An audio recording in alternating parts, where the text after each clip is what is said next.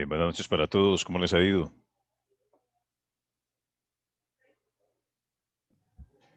Buenas noches, profe. Muy bien, muchas gracias. ¿Cómo van las ¿Cómo? cosas? ¿Qué tal la Muy bien, semana? bien, bien. Un poquito dura, pero bien, afortunadamente. Bueno, me imagino, pero está ya cambiando el ambiente económico en Manizales, en el departamento, ya para fin de año. Está mejorando, sí, un poco. Bueno, esperemos que este fin de año, como se plantea en la continuidad de la emergencia sanitaria, Sí, se pueda reactivar la economía y es- continuando con el cuidado debido, pues, para atender esta cuarentena, ese confinamiento. sí, claro. Esa es la tarea fuerte que tenemos ahora. Sí, esa es la actividad que se viene para diciembre. De hecho, en Manizales no va a haber feria, tengo entendido.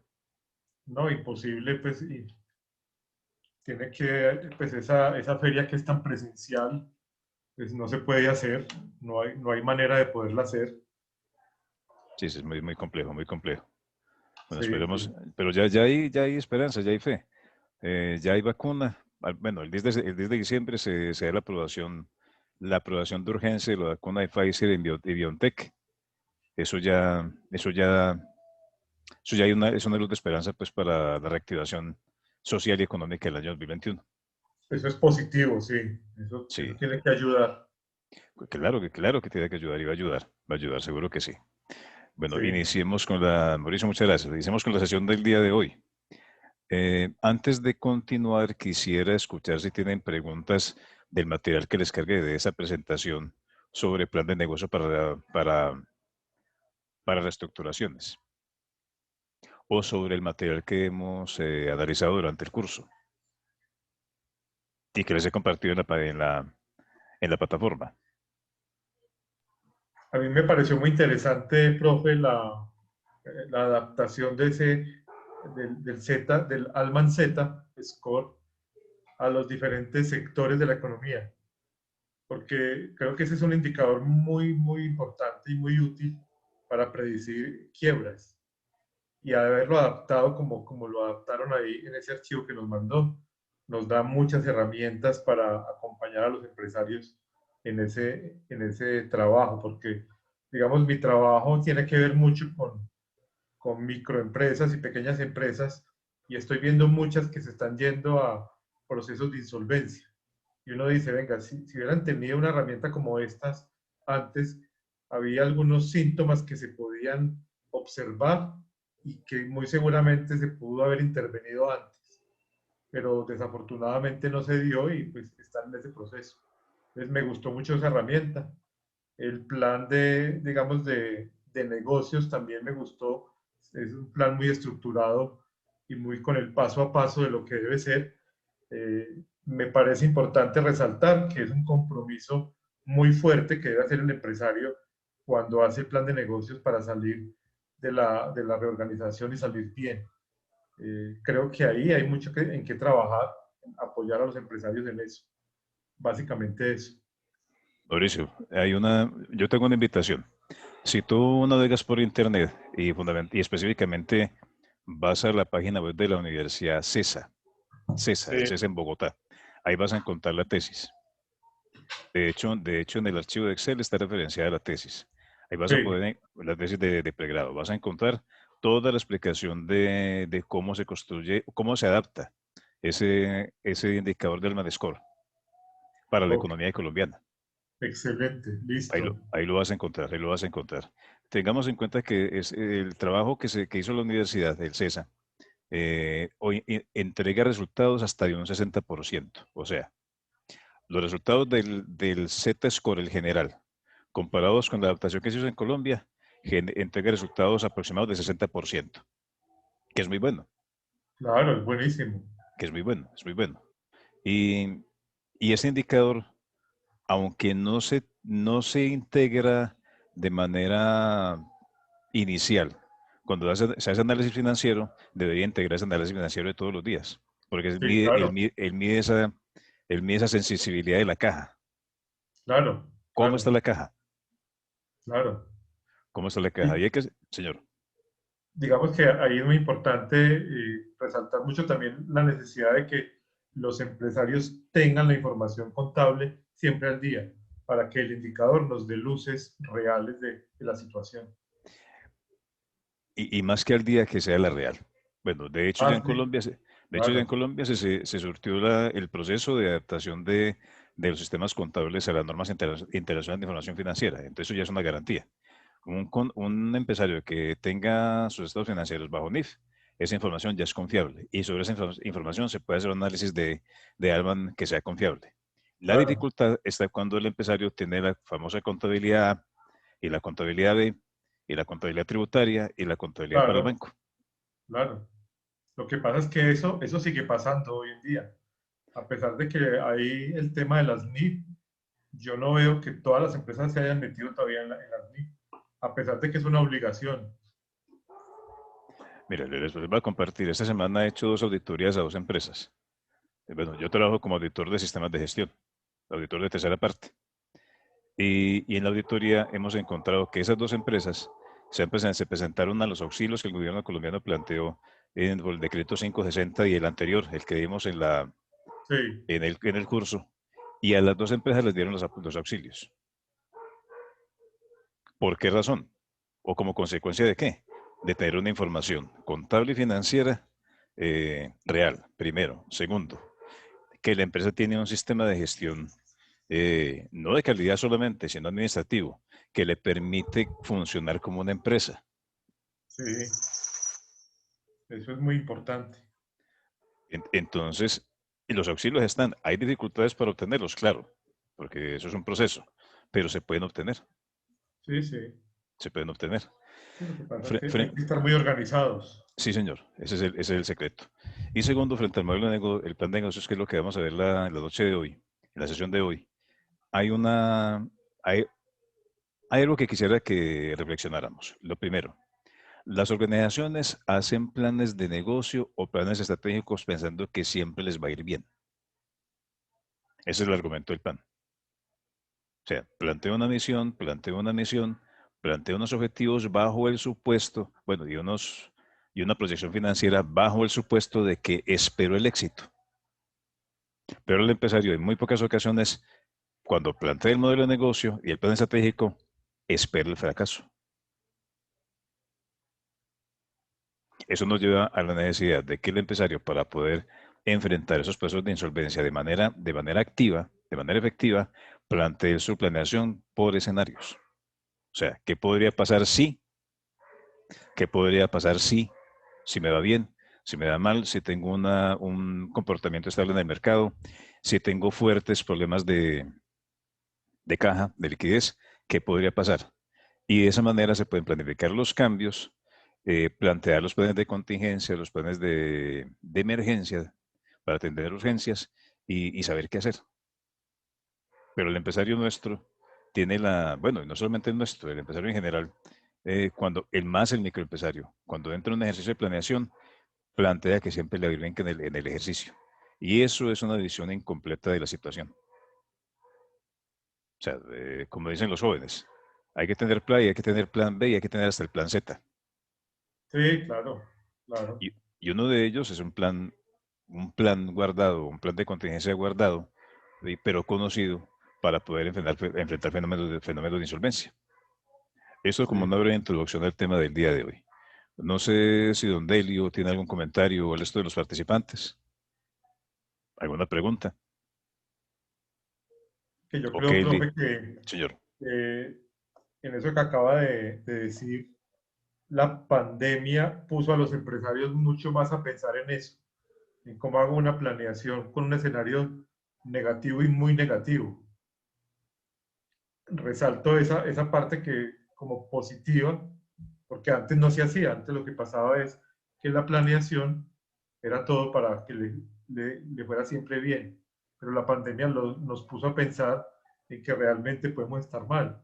El tema es qué hacemos para salir de ahí. Correcto. ¿Qué plan tengo? ¿Qué plan tengo? Exacto, exacto. Y en eso la teoría financiera es muy clara. Me remito mucho a la teoría financiera, porque en el fondo eso es lo que determina un plan de insolvencia o no. Así La es. utilidad es una opinión. que se puede debatir entre varios contadores. Pero el flujo de caja es un hecho que es irrefutable. La empresa que tenga un flujo de caja adecuado es la empresa que va a sobrevivir. Así es.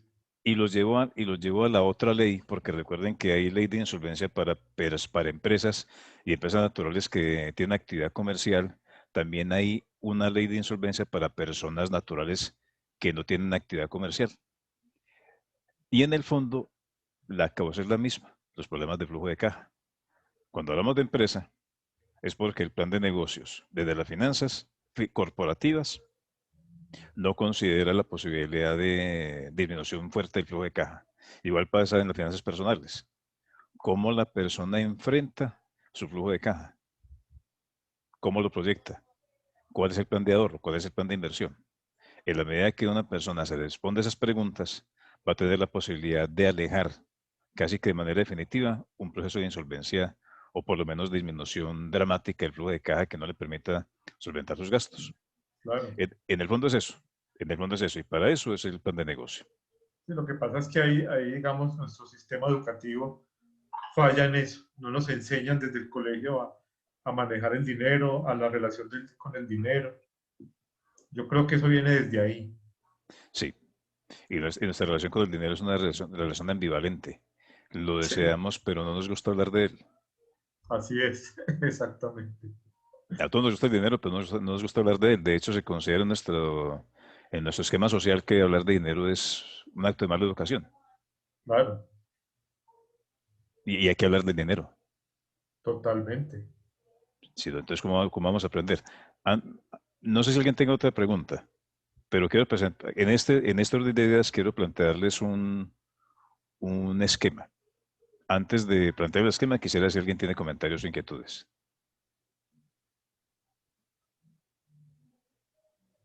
Bueno, entonces voy a dejar de compartir para compartir un tablero y que analicemos esto. Vamos a abrir por aquí.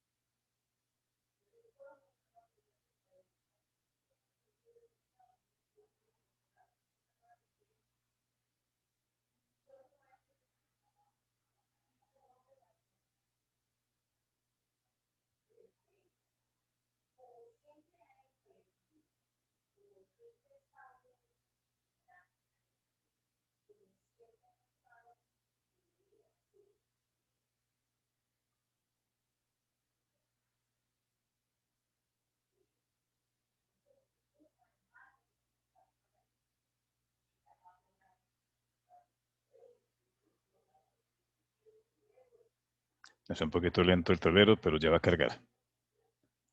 Por favor, tengan mi paciencia un instante. Tranquilo.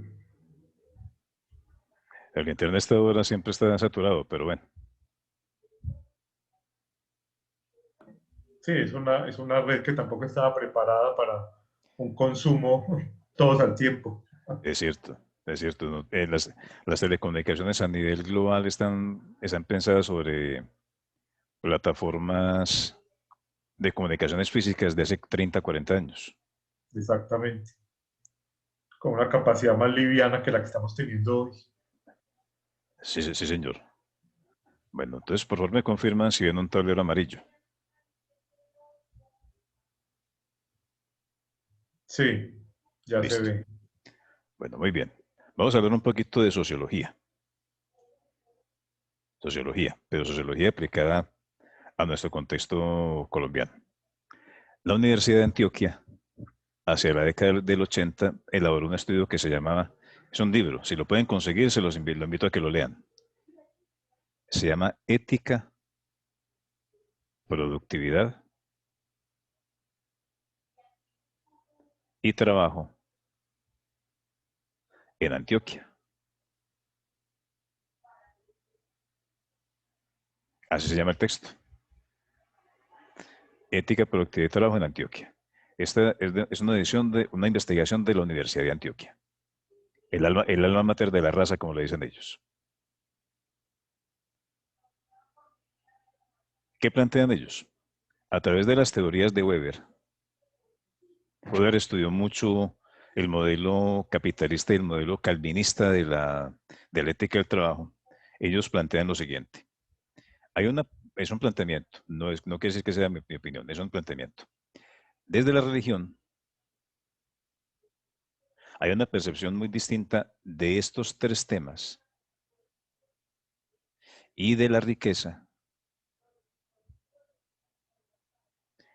desde dos perspectivas diferentes. Recordemos que en el siglo XV y XVI se dio el fenómeno de la reforma en la Iglesia Católica en Europa. Eso llevó a una guerra que fue fueron las guerras religiosas, fue la guerra de los 30 años en Alemania, y aparecieron dos grandes fuentes de fe cristiana. La primera, la católica, a la que nosotros nos debemos como fuente cultural en América Latina, y la otra es la de la Reforma o la protestante. Y cuando hablamos de protesta, hablamos de la protesta frente al Papa de Roma. Y aquí encontramos todas las iglesias de las confesiones evangélicas que conocemos nosotros, las iglesias en mal llamadas cristianas, porque cristianas son todas. Pero frente a este contexto hay una visión diferente del trabajo. También es malentendido, pero hizo carrera. La Iglesia Católica plantea, entre comillas, que el trabajo es un castigo. Y la relación, también malentendida por la sociedad, del mensaje de la Iglesia Católica va en el sentido de que el dinero no es bueno. Completamente distinto a la visión de esta corriente. Hay unas tendencias de esta corriente que se llaman las de Calvino, que plantean que hacer riqueza es orar o eh, tener una relación cercana con Dios.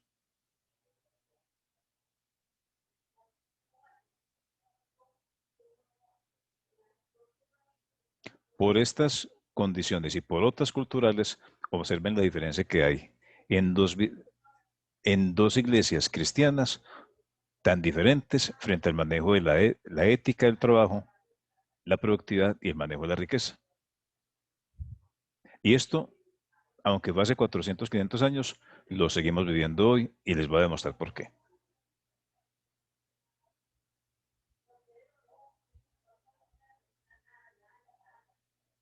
Cuando una persona recibe el sueldo o recibe un dinero, ¿qué es lo primero que piensa? Aquí, me gané un dinero. Una persona de nuestra cultura, ¿qué es lo primero que piensa en términos generales? En lo que tiene que pagar y en qué se lo va a gastar. O sea, aquí vamos a pagar y vamos a gastar. Y después de que gasta, ¿qué hace con sus necesidades? Si no le alcanza. Se endeuda. Correcto. Y al endeudarse no tiene capacidad de ahorro.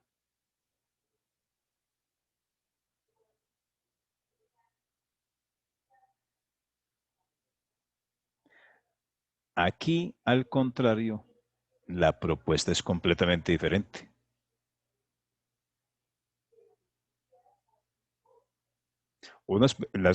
Hay sociedades en el centro de Alemania, casi en toda Suiza, en partes de Francia y en Italia, que están mediadas por esta visión, que plantean el siguiente relación con el dinero. Vamos a ganar dinero, pero luego de que lo ganemos, lo vamos a ahorrar. Obviamente no todo, porque debemos pagar nuestros gastos debemos invertir en vivir bien. Pero luego de que acumulemos un capital ahorrado, lo vamos a invertir. La inversión genera rendimientos y esos rendimientos permiten ganar más dinero. Miren que estos son ciclos que se repiten en el día a día. ¿A quién conocen ustedes que tenga esta visión cercana? ¿Conocen a alguien que maneje sus finanzas de esta manera? Ganar, ahorrar, invertir y vivir de los rendimientos.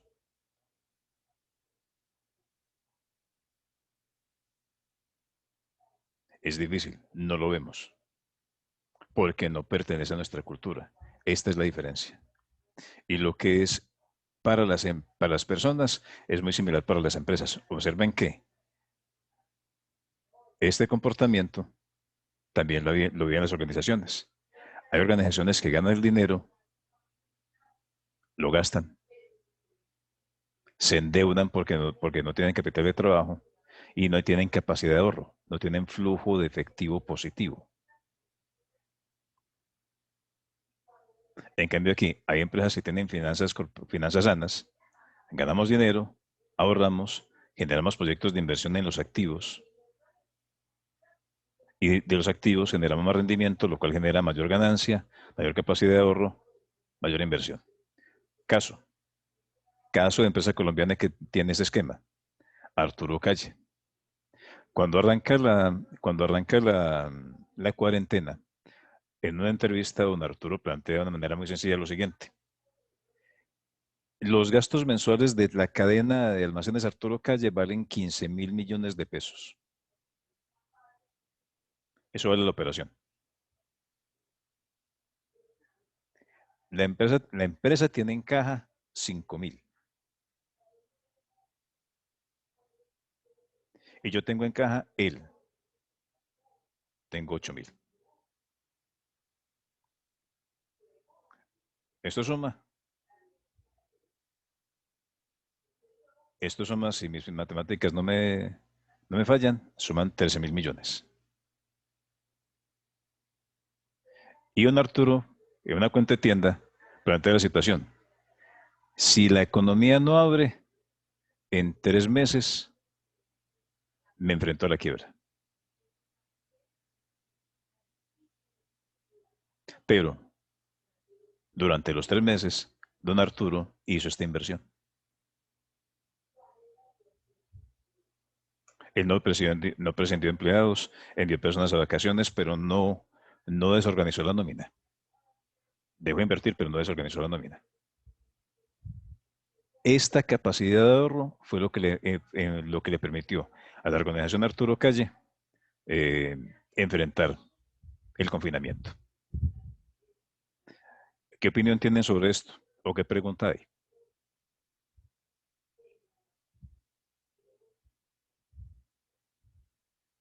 Ahora, como último comentario, esto no es de una organización que gane mucho dinero.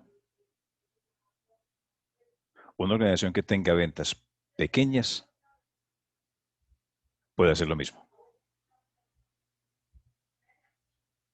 La percepción no es que venda mucho para poder hacer esto. La percepción es cómo administro los recursos que tengo para poder generar capacidad de ahorro e inversión.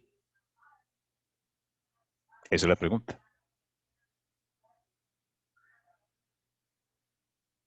¿Qué preguntáis sobre este esquema?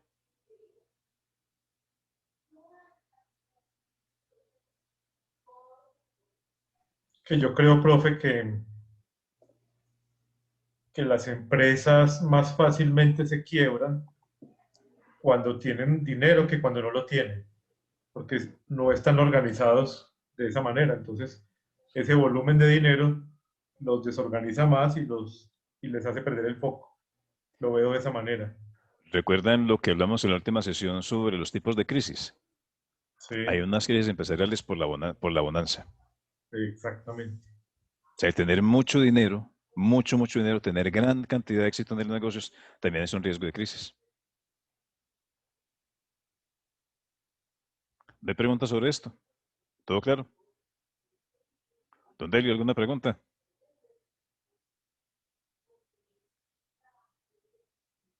Don Delio, no lo escucho, tiene el micrófono cerrado.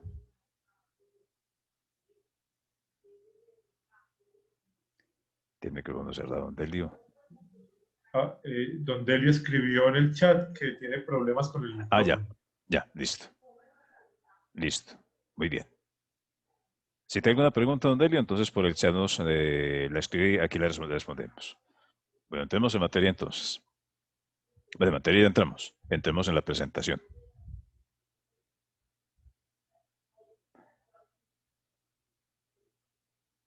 Miremos este plan de reorganización empresarial. ¿Pueden ver PowerPoint?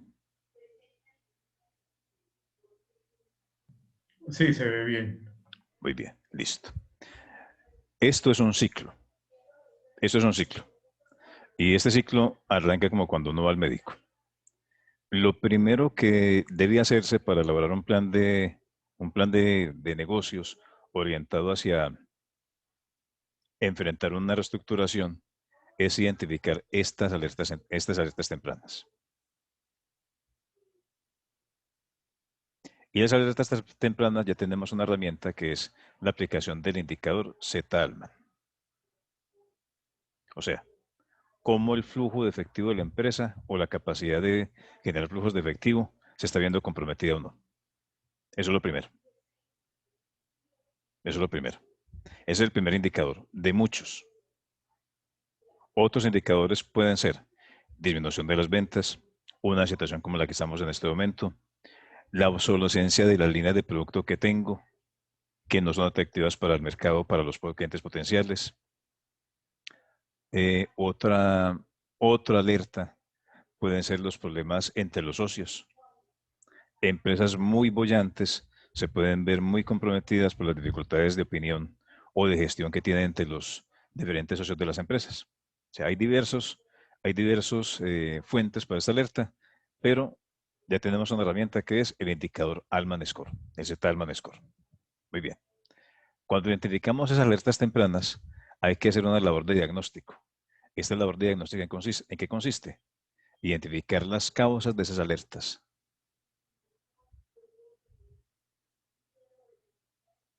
¿Qué es lo que está generando, ocasionando esas dificultades al interior de la organización?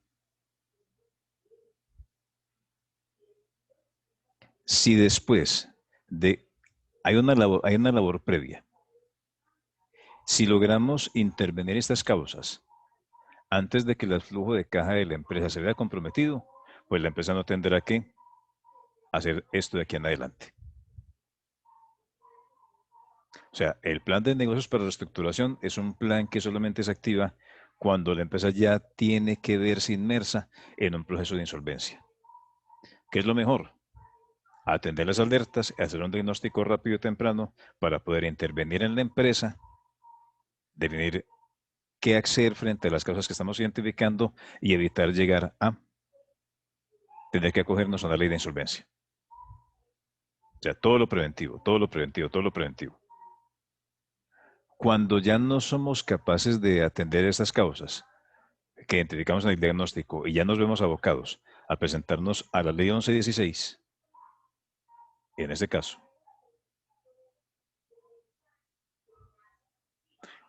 de hecho la ley lo plantea, pero también es una muy buena práctica, que es lo que estamos comentando aquí.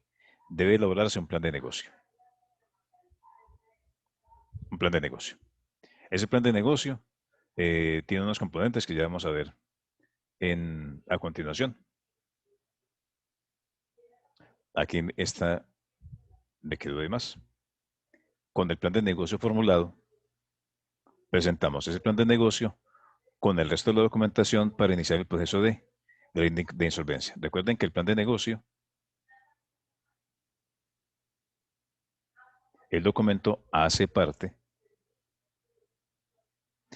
de la documentación que el juez solicita.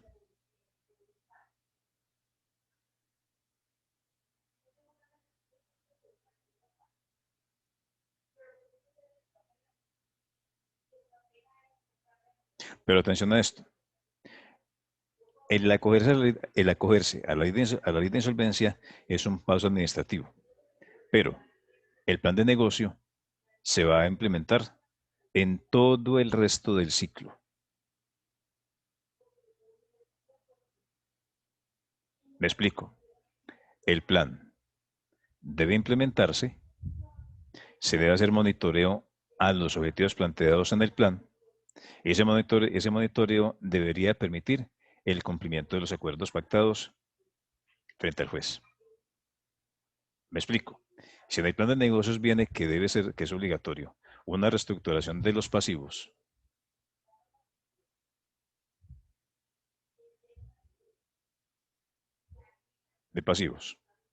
ese plan, esa reestructuración de pasivos es lo que vamos a hacer, o sea, en la implementación. El comité de acreedores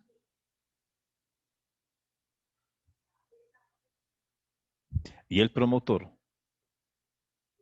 que han intervenido en la empresa o que están trabajando en la empresa, lo que hacen es monitorear que este plan haya sido implementado. Y cuando el plan se implementa, le damos cumplimiento al acuerdo. Hay una cifra desalentadora y una cifra no tan desalentadora. Aquí hay una relación 2 a 1. Una relación 2 a 1. De 3 empresas, 2 no cumplen con los acuerdos judiciales. Una sí lo cumple. Recuerden que cuando se genera el incumplimiento del acuerdo, el juez ordena generalmente la liquidación de la empresa. Bueno, la liquidación de los activos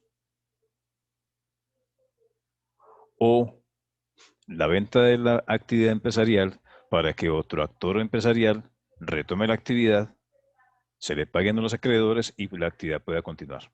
Recuerden lo que les decía en la ocasión anterior.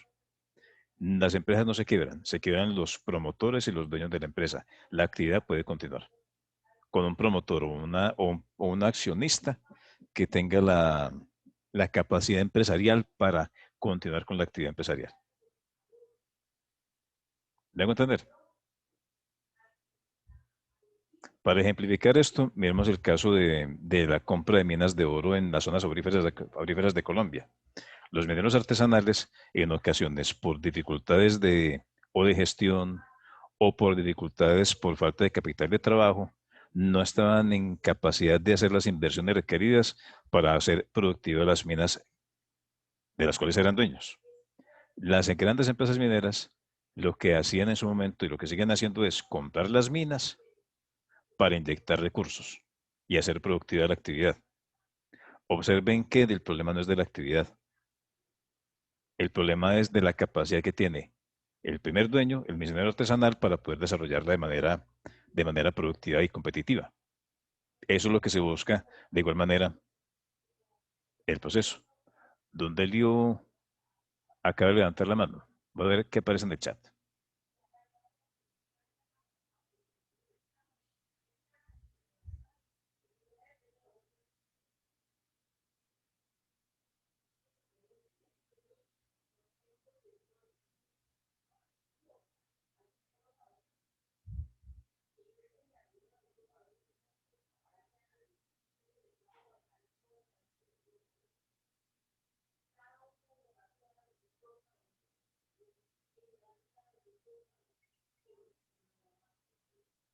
Hay una pregunta de mi lady.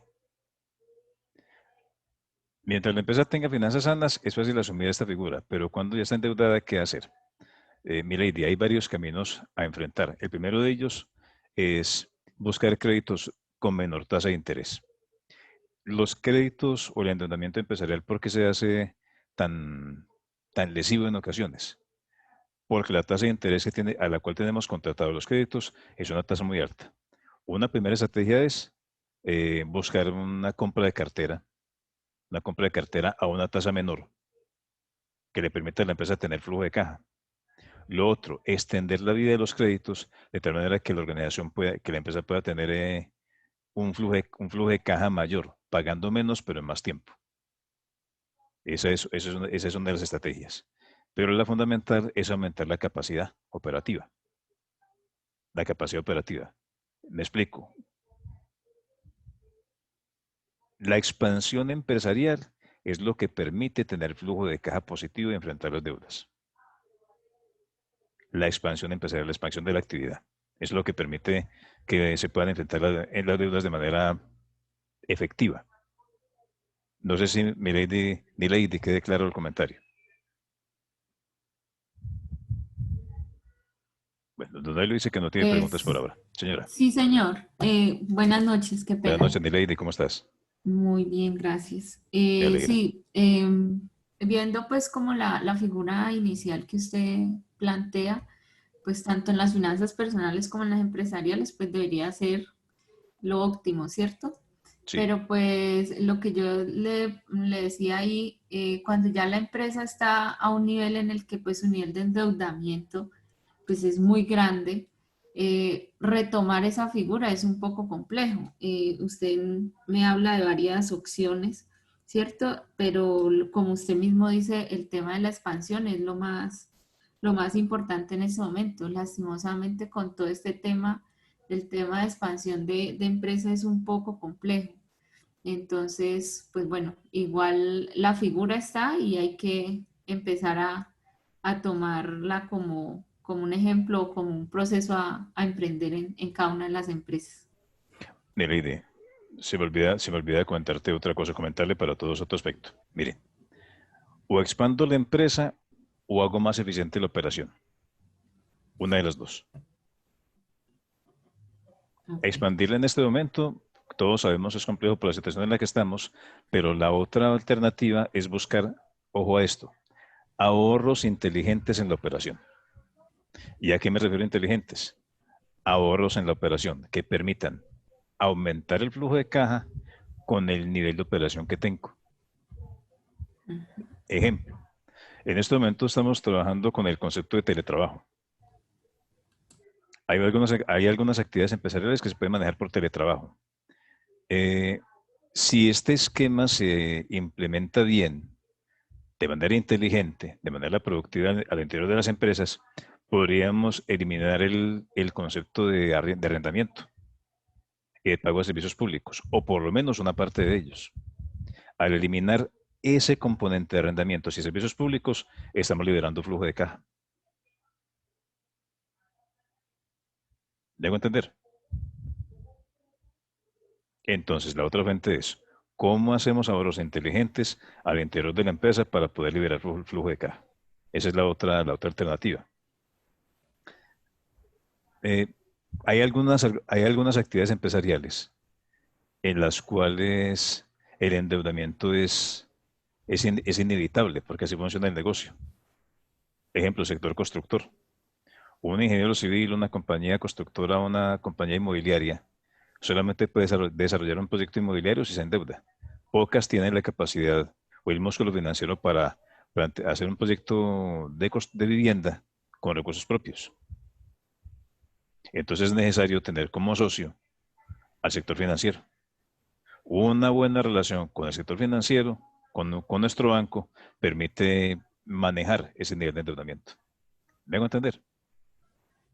Sí, pero lastimosamente, digamos, lo que usted habla del tema del tema de construcción, pues son los que más se acogen a esta figura. Actualmente estamos viendo que casi todas las constructoras están pasando por este proceso. Sí, Entonces se vuelve también un tema muy complejo para los que van a adquirir también vivienda. sí, tiene razón. Pero cuando la empresa constructora es organizada, puede hacer una buena estrategia de estructuración de los créditos con el banco sin afectar a los clientes. Donde ello plantea, escuchaba la semana pasada al expresidente del BID, colombiano, Luis Alberto Moreno, que Colombia debía hacer un préstamo superior a la deuda para salir de la crisis. Esa es una estrategia eh, común. A ver, cómo les explico esto resumido y fácil. Los estados se endeudan, sí. Lo que él plantea es endeudar al país, pero para fomentar la economía. O sea, ese dinero que entra al Estado colombiano se inyecta en la economía para que la actividad económica eh, resurja. Ejemplo, proyectos de infraestructura, créditos blandos para la industria, créditos de fomento para el sector agropecuario. Cuando ese dinero se invierte y se invierte bien invertido, se genera empleo. Al generarse empleo se genera consumo, se genera gasto, se mueve toda la economía. A través de la recaudación de impuestos, ese crédito se repaga. ¿Dónde vienen las dificultades? Cuando los créditos multilaterales, los créditos a los estados nacionales, por ejemplo, un crédito a la República de Colombia, se invierte como no se debe. O sea, se aumenta el nivel de endeudamiento frente al PIB. Es cuando tenemos los déficits fiscales complicados, pero es una estrategia. Eso se llama expansión económica. Una estrategia de expansión económica. En Estados Unidos se utiliza mucho eso. De hecho, recuerden que el país más endeudado del mundo es Estados Unidos. Pero ¿para qué utilizan la deuda que tienen? Para invertir en economía y hacer que haya consumo y haya empleo. No sé si a Don Delio haya quedado clara la respuesta.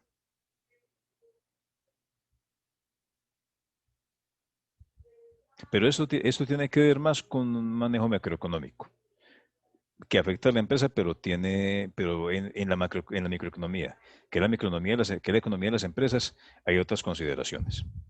La primera de ellas, como estamos comentando, cuando hay dificultades financieras, hay que reestructurar las finanzas a través de o intentar vender más o hacer ahorros inteligentes en la operación. O aumentar el flujo de caja extendiendo la vida de los créditos. Fundamentalmente esas son las estrategias que más se utilizan en este contexto. Y esto afecta mucho al microempresario. Hay otra cosa que les quiero comentar, y esto espero lo entiendan en el mejor de los sentidos.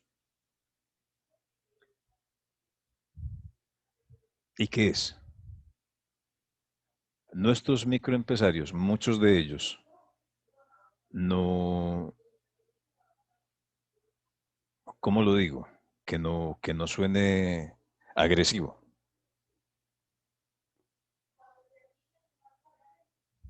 Consideran que tienen el mejor manejo de los recursos. O sea, no se dejan acompañar, no se dejan asesorar. Y solamente buscan la ayuda cuando la situación ya está muy comprometida. ¿Debo entender? Entonces, eso también hay que evitarlo. El microempresario debe, o el dueño de pyme, o el gerente de pyme, debe buscar apoyo, un apoyo que sea competente para que le ayude a pensar la organización. En esta diapositiva podemos ver ya en detalle qué quiere decir cada una de las fases del plan de negocios. Cuando hablamos de diagnóstico, antes de esto, identificamos las alertas tempranas.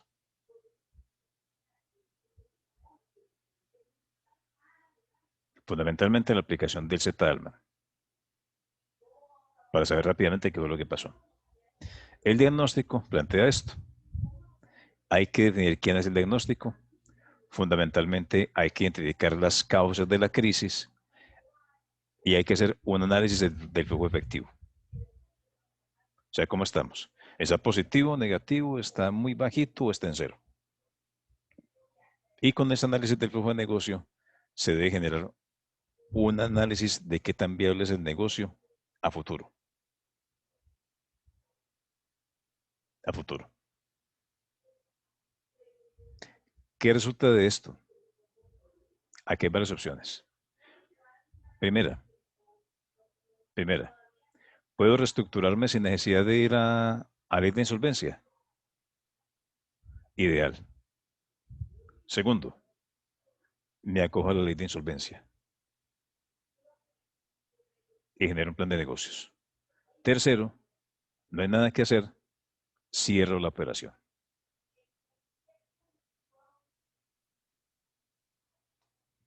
Y aquí viene otra de las tentaciones que tienen los empresarios, que eso obedece a razones muy humanas. Enamorarse de la empresa. Y el enamorarse de la empresa es enamorarse de una actividad que ellos saben que tiene dificultades, pero no quieren dejar ir. O sea, se empieza a pasar esto. El mes que viene me va a ir bien, el mes que viene me va a ir mejor, el año que viene me va a ir mejor, y permanentemente estamos siendo testigos de una destrucción paulatina del capital de la empresa. Hay que ser también objetivo. El empresario debe ser objetivo y debe saber hasta dónde hacer el esfuerzo. En el caso de que entramos a una ley de insolvencia, se plantea este plan de negocios, que es muy parecido a un plan estratégico de empresa. Definimos unos valores asociados a qué? Al buen uso de los recursos. Definimos un propósito, lo redefinimos, el propósito, y generamos una mega. Esta mega básicamente es cuál es el gran objetivo de la empresa. ¿Cuál es el gran objetivo? Pero un componente muy importante del plan de negocios, de la reestructuración, es identificar activos ocultos. Me explico. ¿Qué activos se pueden valorizar o se pueden revalorizar para venderlos o para ponerlos a producir? Me explico. Puede haber un activo oculto en la organización, una maquinaria eh, recientemente comprada o una tecnología que sea eh, atractiva, pero que el empresario plantee que quiere quedarse con ella, tal vez sea necesario venderla, o por lo menos saber cuánto vale y tenerla como una opción de venta rápida para poder aumentar el flujo efectivo. Lo otro, si la marca es muy poderosa, el posicionamiento de marca es muy poderoso, esa identificación de esa marca también va en la valoración de la organización. Y es un activo oculto que que tiene la empresa en ese momento. Hay que identificar cuál es el sistema único de actividades. ¿A qué me refiero con esto? ¿Cuál es la mejor manera de producir? Y cuando hablo de la mejor, hablo es la de menor costo. Menor costo, pero sin afectar la calidad. Con estos dos elementos del plan de negocios, ya se puede hacer una proyección financiera.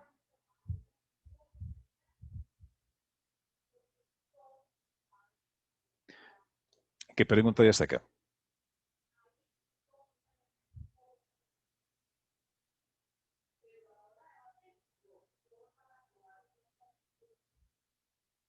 ¿Todo claro hasta acá?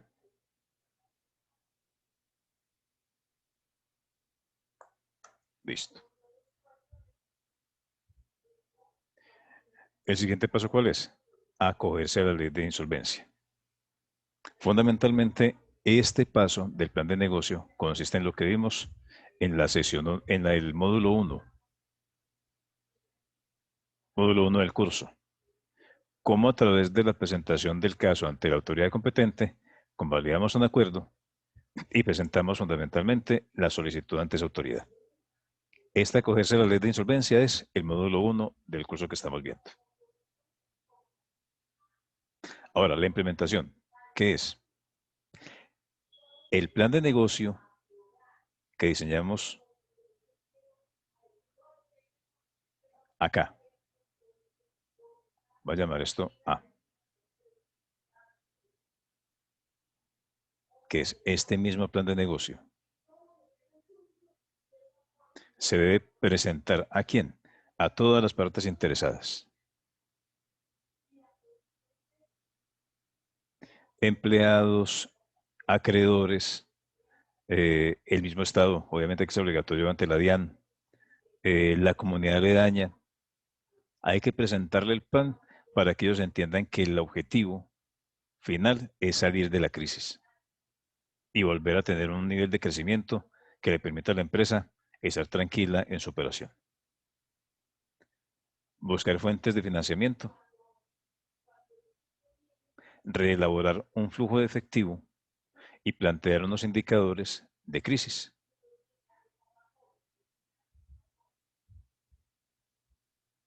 Unos indicadores de crisis. Me voy a parar acá. Esta es la parte más complicada de la aplicación del plan. Como una organización con problemas financieros va a buscar financiamiento en el medio.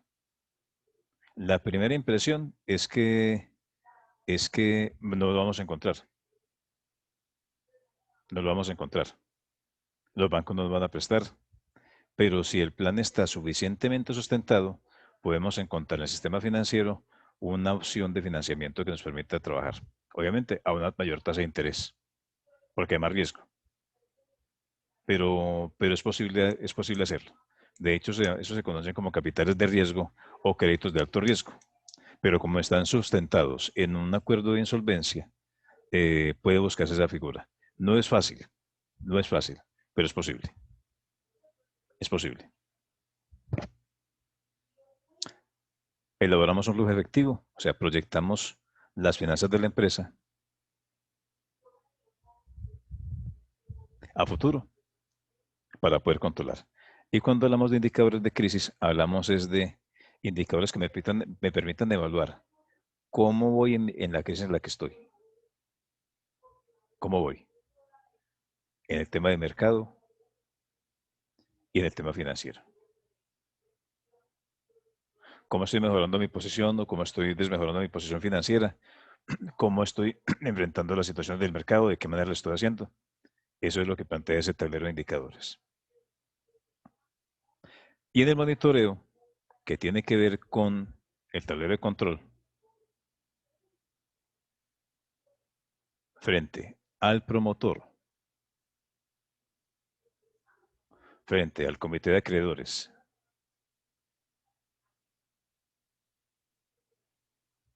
y frente al juez, que debemos empezar a evaluar de manera activa cuál es el flujo de efectivo proyectado y que se está cumpliendo de la empresa. Este flujo efectivo, junto con el tablero de control, se construye a través de matrices que se presentan al comité de vigilancia. Si nosotros aplicamos en una organización este esquema, hay una alta probabilidad de que esta relación 2-1 empiece a cambiar, sea de 1-1, y en ese caso de 1-0. O sea, que cumplamos el acuerdo de manera eficaz y lleguemos a un feliz fin, a un final feliz para esta organización. Eso era lo que tenía para contarles la noche de hoy, frente al plan de negocios.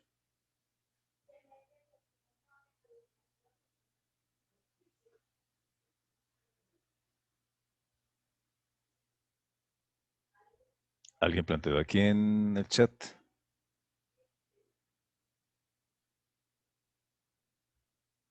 Don Delio. Pues si el deudor consigue capital para invertir es una solución, pero para pagar no sale de la insolvencia. Don Delio, no entendí bien la pregunta o el comentario. ¿Lo podría aclarar? Mientras Don Delio escribe en el chat, ¿alguna pregunta del resto de los participantes? Todo está muy ¿Comentario? claro. No, está muy claro, profe. Gracias. Con todo gusto, Mauricio. Mi lady, ¿alguna pregunta? No, profe, todo muy claro. Pues en realidad lo que usted habla aquí, digamos, yo lo estoy pasando en ese momento y lo que le hacía, lo que le referenciaba acerca de las constructoras es porque precisamente yo compré mi apartamento con una constructora de acá de Manizales y pues al momento de entregarnos, pues hubo una declaración de insolvencia y la verdad que, pues, o sea, usted lo explica y yo entiendo ahora pues cuál es en realidad el trasfondo de una ley de insolvencia, pero en realidad los que estamos del otro lado, en realidad pues se siente uno como defraudado, siente uno como que lo están robando con ley, más o menos como por así decirlo.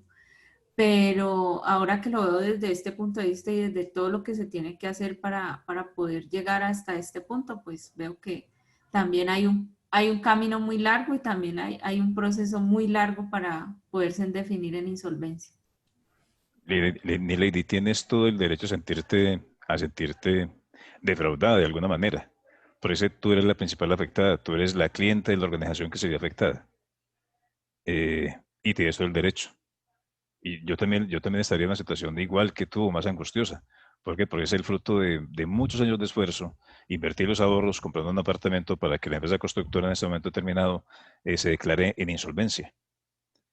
Pero ya entendemos que somos los primeros beneficiados. Recuerden cuando se resuelve el acuerdo.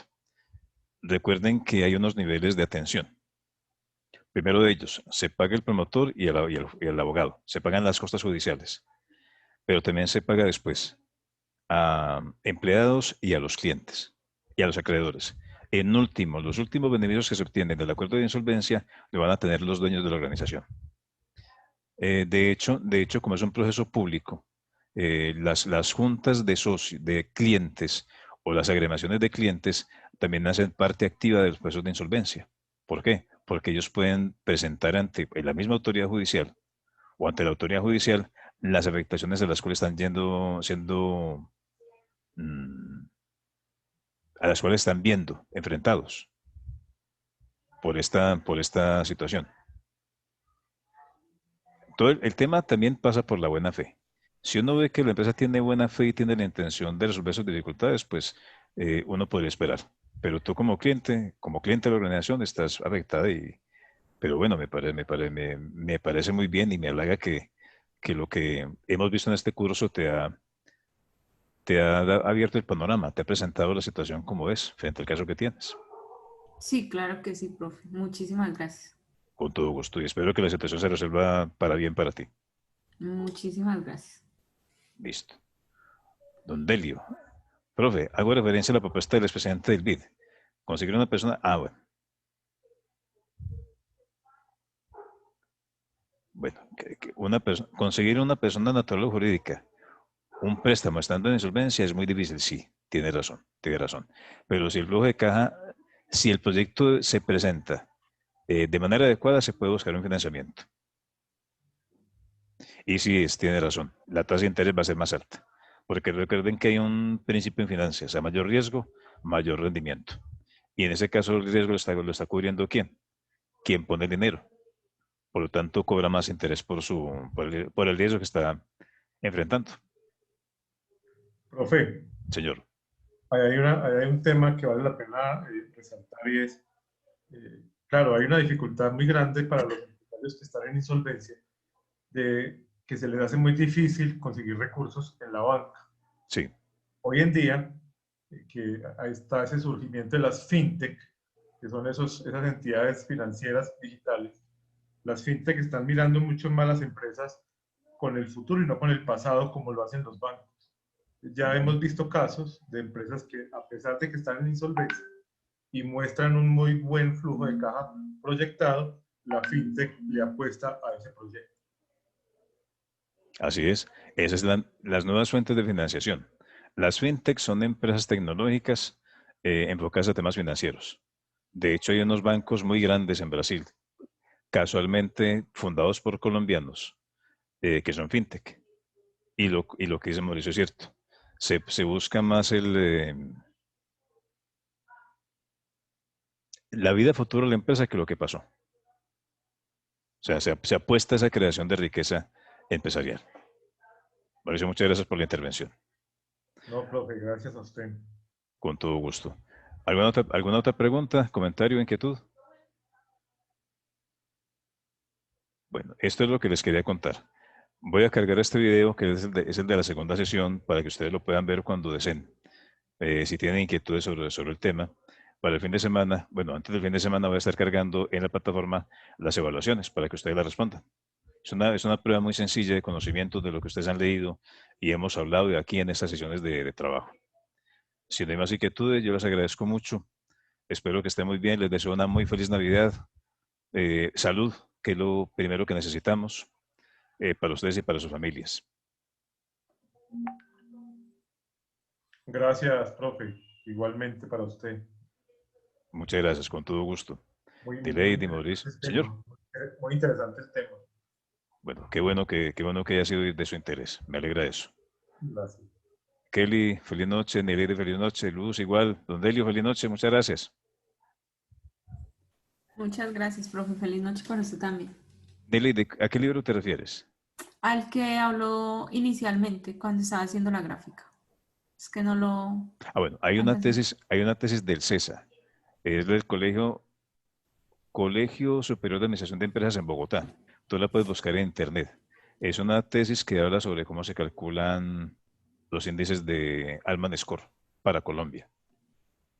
Ok. Así la puedes buscar en Google. De hecho, en la hoja de cálculo que está en la plataforma, ahí está el nombre de la tesis. Búscalo. Listo, profe. Muchas En la hoja de gracias. cálculo está.